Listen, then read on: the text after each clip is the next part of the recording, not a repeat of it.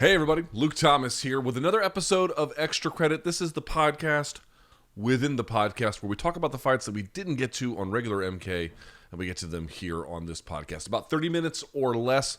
Thank you guys so much for watching. I greatly appreciate it. As always, bit of a business here. If you haven't already, please give a thumbs up on this video. Hit subscribe. It's free. It doesn't cost you nothing. Why not do it? All right, so we are now in the shadow of UFC 295, which took place over the weekend at Madison Square Garden in New York, New York. I usually do about 5 fights or so, 5 points anyway, that I want to make on this podcast. So let's do that now without further ado, get this whole thing started. Okay, I'm going to go from the top of the preliminary card down, not in order, but like reverse chronological order if I can a little bit. The biggest one I wanted to get to was Lupita Godinez taking on Tabatha Ricci. Obviously, Lupita Godinez wins via split decision. One of the scorecards was a 30-27 for Ricci from Judge Brian Miner, which was basically incomprehensible. The interesting part about it was one judge at least gave Ricci a 10, or the round anyway, in all 3 rounds. So one judge, I think Miner gave her I have to go back and look at the scorecard, but Miner gave her the first, one of the other 2 judges gave her the second, and then one of the other 2 judges gave her the third. So there's like this accumulative sense where it's like, well, could you see it for the first? Could you see it for the second? Could you see it for the third?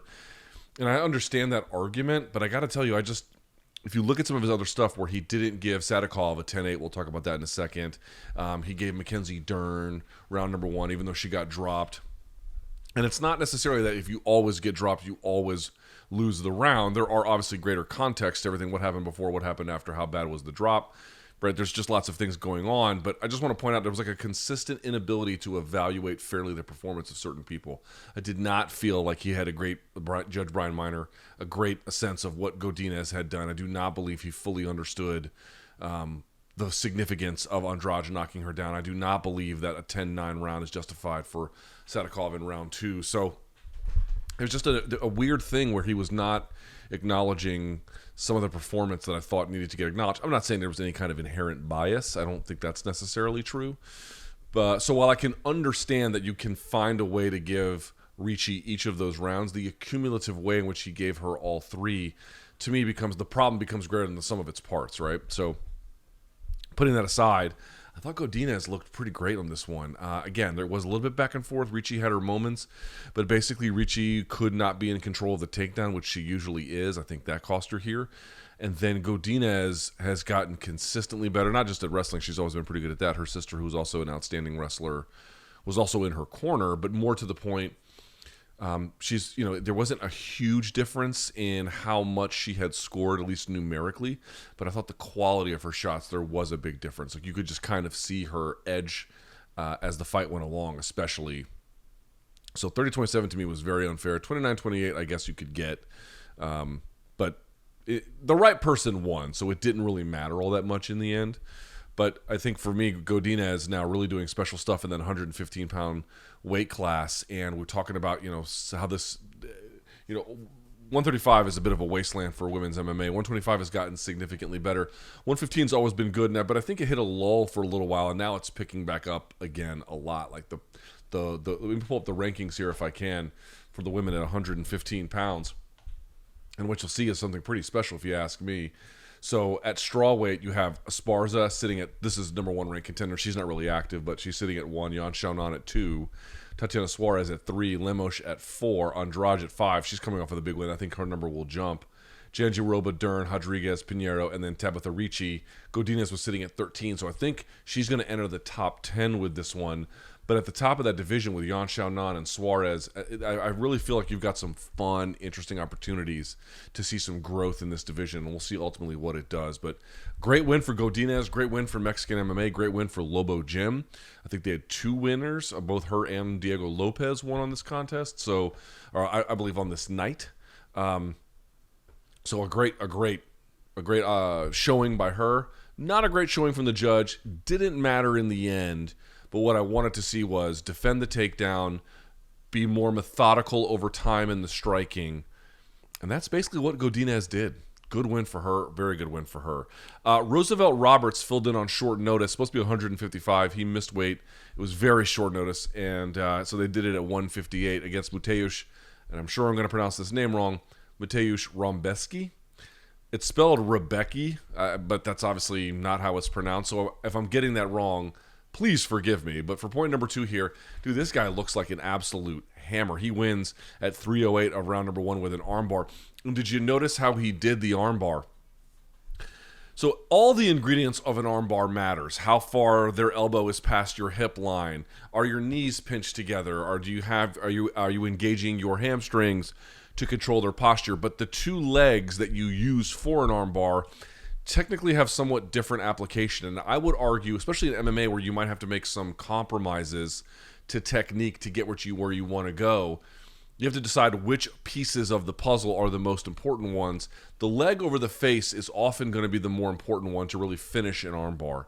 And the reason why is because if you're on top and you're going, let's say you're in mount and you want to spin for an armbar, it's the leg over the face that prevents them from sitting up, right?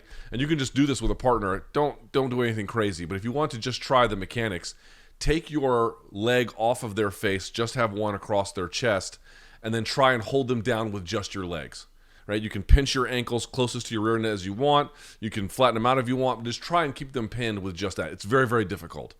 But if you have 2 legs over, or even just the one over the face, you'll realize that's the one that prevents them from sitting up. It's very easy to keep someone pinned to the floor once they're already there. Now, if they're starting to sit up, it's a little bit harder. The game changes a little bit. But the one over the face, the leg over the face, to me is much more important. Now, he wasn't on top. He was underneath. So what do you notice that Rebecki did? He got the leg across the face. It took him a couple of tries, but he got the leg over the face. And what that did to Roberts was it pushed his head over and then his posture down. So now he's not in a strong position. This is a strong position. This is a weak position, your spine being curved over. No one hits max depth on deadlift or bench or squat or anything that requires strength of purpose like this. It's a weak position.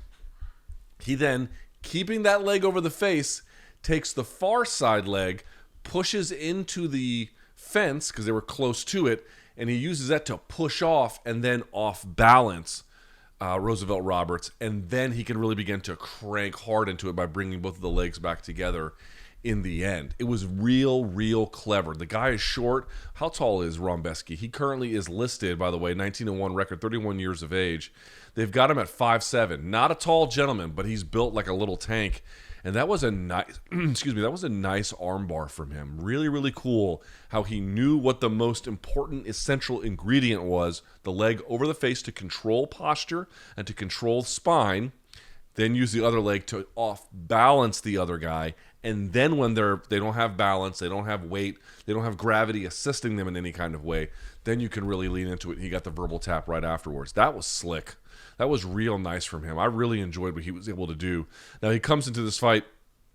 He got a win on the Contender Series, and he's had 3 fights since.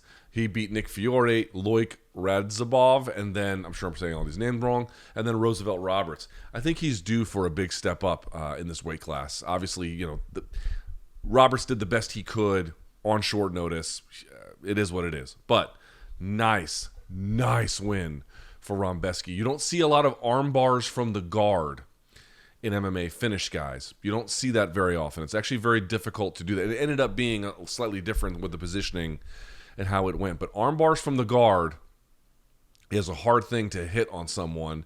Didn't love how Roberts kind of didn't move, although I think going back, he might have been somewhat limited by his position relative to the fence. But in the end, the creativity, and I would argue, frankly, the offensive fundamentals from Rebecki to know the important ingredients to hold and then whip. I'm going to control posture first, then I'm going to off balance, and then I'm going to really sink this armbar. And he did exactly that. Really strong work from him. He moves now to 19-1. Awesome job by him. I don't know what you want to say about Nazim Sadykhov taking on Viacheslav Borshchev. They pronounced it Borshchev. It looks like it's pronounced Borshchev, but I guess it's just Borshchev.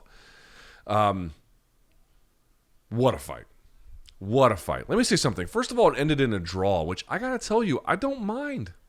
I really don't mind. I think more fights need to end in draws, if I can just be perfectly honest with you. there's this thing where we want some finality. And I would agree that in a title fight or in a grudge match, or, there could be circumstances, I can fully grant that there are circumstances that exist in fight sports where we arrive at a draw. And even if you can agree that that's the right scoring, it somehow feels unsatisfying. Your mileage may vary. I did not feel that way about this fight. I felt that a draw was not only the fair score, 10-9, 10-9, 10-8 to Sadykhov in the middle, but I felt like, you know what? That actually is a emotionally satisfying score. I don't really know who the winner is. Sadykhov had Borshchev at the brink of defeat for that large portion of the second round, but Borshchev was basically winning and at times putting it on him in the first and third round. Like, that's kind of how it should all work out in the end. It should be a draw that not only reflects the accuracy of what happened, but I feel like in this case, that's the emotionally resonant one, because if no one gave, or if enough guys didn't give Sadykhov the 10-8 in the second round, you'd feel wronged by that. If somehow he had won one of the other rounds, you'd also feel wronged by that.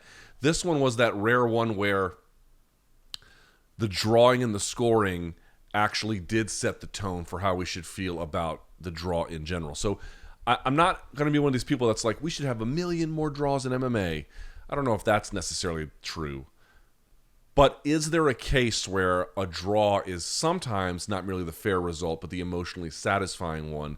I would submit to you this lightweight contest was exactly that. Nazim Sadykhov, an Azeri out of the Ray Longo team in Long Island, and then Borshchev. What team does he fight out of? He is currently out of Team Alpha Male, which I did not realize. They call him Slava Claus, excuse me. Obviously. Listen, for the majority of the fight, Borshchev was better. His kicking game was absolutely dynamic, but it was more than that. He was being able to switch stance. He was using great footwork and lateral movement. His kicking, first of all, he had good kicks and he had good hand combinations, and his ability to go from one to the other was also pretty pronounced. Like, the guy is a very talented striker. They had called him a kickboxing world champions. Double checking that with some of the folks who are into the kickboxing space. They weren't quite sure how true that was, but he did have a couple things that told me on his resume that definitely stood out as special, if not super elite, but certainly special. The tape kind of shows you he's got real ability, but he ends up taking, I think it was ultimately a big punch and then a big kick that drops him in the second round, and he had to hang on for dear life. He got tuned up like a guitar for a long stretch of the second round, to the point where he goes back to the corner at the end of the second round, and he has a cut over his eye that looked like a change purse. I mean, it looked like you could have fit a kind of coin that they don't even print anymore. I mean, it was huge, this thing. And the cut man managed to find a way to limit the damage. And then credit to Borshchev. What a push back in the third round. Not merely that did he win the third round, not in 10-8 territory, but what I really sort of observed here was that he got back to the game that he had in the first round, which was a game that was, for the most part, defensively, not cautious, but defensively responsible, but I would say more offensively oriented. So he didn't start just brawling with Sadykhov in the third round, but did he get back to a game that showed the same kind of athletic courage that he had before he got rocked? Yes, he did. Yes, he did. So what a nice marriage of skill. What a nice marriage of skill and athletic courage. Great job by the cornerman in that fight to not let the cut ultimately decide the outcome, because it was a bad cut and it was right over the eye. There were a lot of ways that bout could have gone real poorly for Borshchev, but he rescued himself. The cut man did a great job. And I also have to say for Sadykhov, there are some things to work on. His hand combinations were great, but he was a little bit more hittable. He was creating more openings. He wasn't as active, I think, as he needed to be. Borshchev kind of won a little bit on, or I should say they draw, but he won 2 of the 3 rounds, to me, a little bit on volume. And it was more than just volume, but the volume, I think, did play a role as well. Now, partly volume is going to be a function of just being able to find your range and your timing and being kind of a gifted, offensively oriented striker. But nevertheless, putting in the work rate sufficient to get it done. So credit to Sadykhov for doing everything I thought he could with the skill set and opportunity he had at this moment. Really took Borshchev to the brink of defeat, but Borshchev rescuing himself in the way that he did. Salute. Not many guys are going to be able to come back from something like that. And of course, it brings us to Jared Gordon defeating Mark Madsen. This happened at 4:42 of the very first round. You'll notice that the left-handed collar tie, obviously Madsen having a background in Greco-Roman, he's going to be a body lock, grip, collar tie kind of guy. Any kind of wrestler is going to be a collar tie kind of guy. But a Greco-Roman, Olympic silver medalist, and he walked out to the Olympic theme, which was kind of interesting as well. A guy like that is going to heavily favor collar ties. But collar ties, like anything, have to be done in a certain way and in a certain context. And what you'll notice is for large parts of this fight, he's got this collar tie in a way where Gordon's posture is affected. To an extent, Gordon's motion is affected, where it's really pulling him forward and down at the same time. Or to the side, he's getting pulled. It's getting pulled, so it's directing the Gordon's hands in a certain way or his balance in a certain way, which was opening up Madsen to go in a lot of different directions. He was really using that collar tie to very strong effect. And they also talk about how it can wear on your neck, it can wear on your lower back as people are constantly pulling on your neck. All of that is true. But of course, in any kind of situation like that with an opponent, you have to be careful about when you have the collar tie where the head is placed. So if you have a collar tie and it's just open like this, you're going to be hit all day long. If it's a collar tie and I have my head on the opposite side of the collar tie, I'm usually a lot safer, right? What you'll notice is he actually keeps the left-handed collar tie for long stretches, but you'll see that Gordon is able to create a little bit more space. And what ends up happening is Madsen just holds on to the collar tie without the same pulling mechanism. It's not so much that every collar tie has to be here and in tight. You can have a little bit of space. You don't want too much, obviously, but you can have a little bit of room. But even if you have room on the collar tie, it has to be done with intention. With intentionality, there has to be literal tension on the collar tie. And you can see he's just holding the back of the neck. It's not pulling, which means, one, Gordon is much more rooted in a way to do offensive work. And two, this is so defensively weak. He just brings a right hand over the top, cracks him and drops him, and that's all she wrote. Now, he was injured a little bit more before that. So, couple of things. Number one, great job by Gordon and his team getting ready for a guy who you knew was going to be pulling on you in the way that he was. He didn't panic. He showed veteran savvy. He was getting landed on, through a large stretch of that fight. It nearly went the full distance of the first round. Several minutes of that, Madsen was landing on him with great effect. I mean, this is a strong guy. He's older. Madsen, currently out of Denmark, sits at 39 years of age. He's not a young guy anymore, but still a very good athlete. Strength is the last thing to go, and he's got literally decades of wrestling experience under his belt. His collar tie is going to be pretty good. So they knew what they had to do. He didn't panic. He did take some shots. He worked through it, and he began to find his own openings, and this weakened all of the sort of architecture that Madsen was working on until finally he got this far out where he's just holding the collar tie. He's not pulling the collar tie, or he's not redirecting balance. Because remember, if your balance is going all different directions, you're not going to have real punching power. You're certainly not going to have maximum punching power. And if you're stationary and I'm just cupping the back of your neck, well, you can set someone on fire that way. And that's exactly what he did. Great win by Jared Gordon. He goes to 20-6, and he sits at 35 years of age. This puts him now on a win streak after the Bobby Green fight was a no contest, and he had lost to Paddy Pimblett before that, beating Leonardo Santos before that. So he's got some good names on his resume. He beat Joe Selesky. He beat Leonardo Santos. He beat Mark Madsen. Jared Gordon's put together a very respectable resume. And, I said this on Normal MK. He said he was doing drugs in the basement of Penn Station. So Penn Station is no longer the main train station underneath Madison Square Garden. It used to be. You could catch. I used to catch when I did the MMA Hour and all those shows at SiriusXM. I would catch the trains there.